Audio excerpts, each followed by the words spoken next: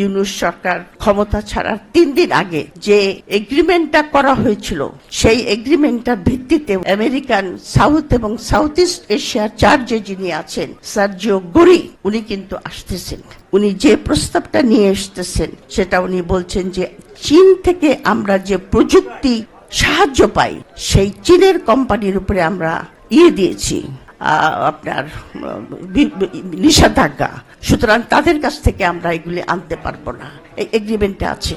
এবং আমাদের বেশিরভাগ আপনার আইটি সেক্টরে যারা বিজনেস করেন তারা কিন্তু চীনের ওই কোম্পানিগুলির কাছ থেকেই আপনার সহায়তা নিয়ে আসে।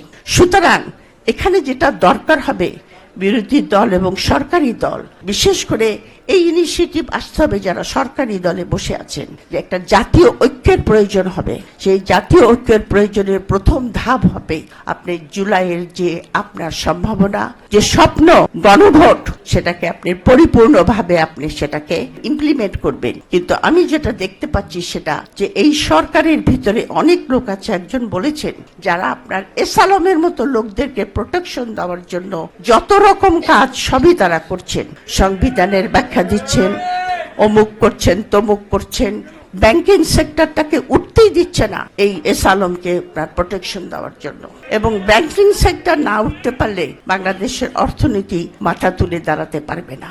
অনেক কাজ আছে আমাদের যে শুধু অর্থনীতি হলো আপনার মেরুদণ্ড উন্নয়নের, বা আপনি যে হাজার হাজার কোটি কোটি যে ইয়াং পিপুল যারা চাকরি ছাড়া ঘুরে বেড়াচ্ছে তাদের চাকরির ব্যবস্থা করা অর্থনৈতিক ছাড়া সম্ভব না। জিওপলিটিক্সের যে চ্যালেঞ্জ এসেছে বাংলাদেশের সামনে, সেটাকে ডিল করা অত্যন্ত কঠিন হবে। এবং সেখানে আমি মাননীয় প্রধানমন্ত্রীকে আহ্বান জানাবো যে আপনি সেই ধরনের লিডারশিপ, শুধু ওনাকে নয়, বিরোধী দলের নেতাকেও আমি বলবো, আহ্বান জানাবো, অনুরোধ করব যে আপনারা দেশকে এই সংকট থেকে মুক্ত করেন। এবং এই মুক্ত করার জন্য ফার্স্ট স্টেপ যেটাকে বলে, মানুষই বলে না যে প্রথম পদক্ষেপ হলো আপনি জুলাইকে ধারণ করেন, জুলাইয়ের শহীদদেরকে মর্যাদা দেন, জুলাইয়ের যারা আহত, প্রায় 30-32 হাজার আহত, তাদের চিকিৎসা করা, তাদেরকে রিহ্যাবিলিটেশন করা, যারা শহীদ হয়েছেন সে সমস্ত পরিবারের পাশে দাঁড়ানো, তারা যে স্বপ্ন দেখেছিল সেই স্বপ্নকে আপনি বাস্তবায়ন করেন।